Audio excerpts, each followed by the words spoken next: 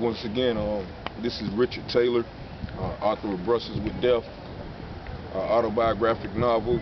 I am standing in front of the Wayne County Courthouse here in Goldsboro, North Carolina. It's also something that has had a dramatic impact on my life. I actually have a court appearance today for an instance that happened a couple of months ago. Supposedly I was charged with disorderly conduct. I asked the deputy pretty much in the hallway what I thought was an intelligent question. He didn't think so, and he actually took offense and said some disrespectful things to me. And I didn't react. I just pretty much questioned, his behavior as a public official. And once again, he took offense. And how you doing, Paul? How you doing? All right. He took offense and, pretty much banned me from the courtroom. And as I went to get more help from the clerk's office, clerk came and pretty much she sided with them immediately. And then, when I went to try to get more help, I was subsequently arrested. I'm here for that appearance today, and I just want to shed some light on some of the things that are occurring in this town as far as the court systems are concerned. You see, I've been out here and I see, people coming in from work, coming to court, people coming in, with paperwork, people coming in paying fines and taxes and things like that. And it just seems to me that this building, this system is set up to, blood suck the people.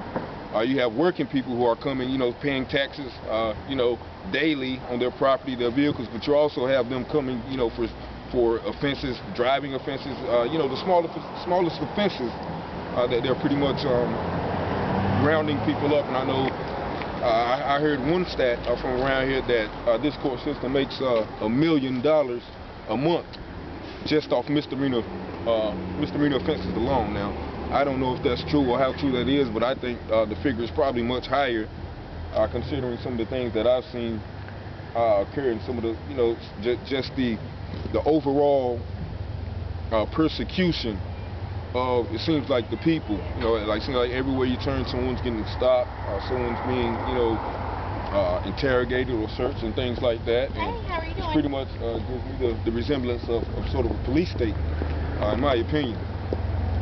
But definitely, I just see a lot of faces, actually. I've seen a lot of faces come in and go that have been dealing with this system for years. And like I said, you see people coming in, you see people who are, in work clothes coming into the courts, and which the courts are, not supposed to pretty much, suck the people dry, in my opinion. But definitely, you see, in my opinion, it's just a form of business, and that's what we have. It's not that much. There is a lot of crime, what have you, but the real crimes are not being attended to. While the lesser crimes seem to be, getting the most attention. And like I said, I think it's time. And actually, I want to thank my man Ash. He's actually a high school student behind the camera. You can't see him, but he's actually here for, being arrested in school.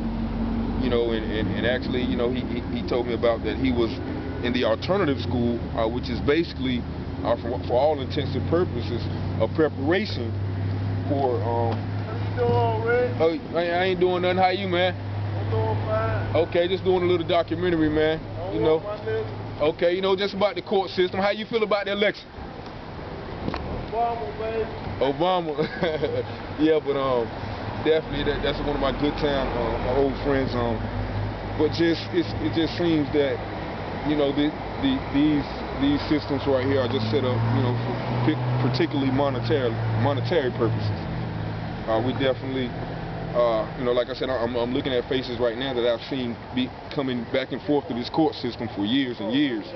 And, it is true, I guess they say that once you've been inducted into that system, then it's a continuous process as far as, you coming back or them having a label on you. And that's what, we want to address. How you doing, Mr. Thompson? How you doing, sir? All right. This is one of my good friends. I wanted to know how you feel about this court system. I was just making a statement that, several of us have been dealing with this court system for years and years in this town. And it seems to me pretty much a business. I mean, Basically, man, they taking us out, man. And anytime they have any type of election, anything that goes on, cause they got to do with the city, they take it out on the people. Through courts, new laws, new rules. They doing everything they can to keep us in the system. So all I'm saying is, help us. Help us get out the system. We want jobs. We want to come up. We want houses. We want to have benefits and money and cars and live good. We tired of living on the streets, having to hustle. You know what I'm saying? Instead of trying to put us in the system, help us get out. Exactly. And yeah, appreciate that, Mr. Thompson. And just like I stated, it is just like I said, it's sort of a business. And like you said, you can pay to keep me in jail, but you won't pay to invest in giving me more opportunities or giving me more avenues to provide a better way for myself. You know, me and a friend was just speaking about that same thing when we passed the prison right over here off 70. You know, the fact that you'll invest in those prisons, but you won't invest in keeping people out of those prisons. And see, that's what we see. I think there's over 100 prisons in North Carolina, if I'm not mistaken, and it's only 100 counties. So basically, you have a prison for every county, which is, basically a form, in my opinion, of modern-day slavery. When you have prisoners making computer chips, you have prisoners making steel doors for tanks. You have prisoners making pretty much all types of things for minimum, for 5 cents a day, and which is basically modern-day slavery. These industrial companies now are opening prisons just for that fact. And if you see, when you have a supply of something, you also have to have a demand. And if they keep opening prisons, then of course, the people who are going to be affected by that is those common workers, those people who are coming in the courts every day. We're going to be just that demand for those prisons. And so I definitely want people to take to take notice and don't think that this situation is just here in Goldsboro. It's happening all across America. Pretty much, as I stated before, the criminalization of the common man.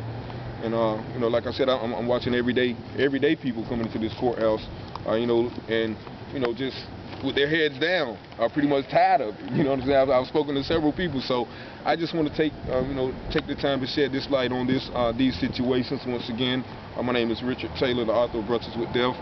Behind the camera is my man Ash. Once again, I hope him the best of success in this court case, and I certainly appreciate you guys for taking the time once again to just take a view in some of the places that I've been in my hometown, and some of the ways that these places have influenced my views and also affected my life.